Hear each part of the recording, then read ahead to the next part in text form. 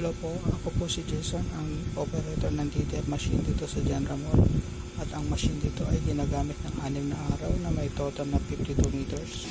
Ito naman ang printer head, cupping area. Mag head clean tayo, pindutin natin clean, strong, hex.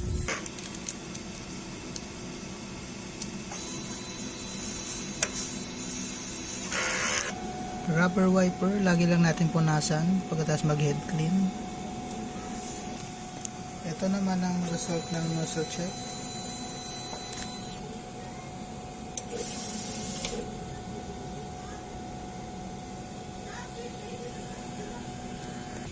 Ink system natin ay tama lang po. Waste tank dinispose kahapon. Ito naman ang ating ABR.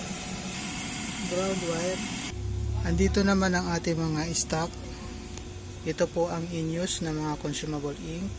Ito naman yung mga unused. Sa taas ay yung powder, cleaning solution at ibang mga white ink.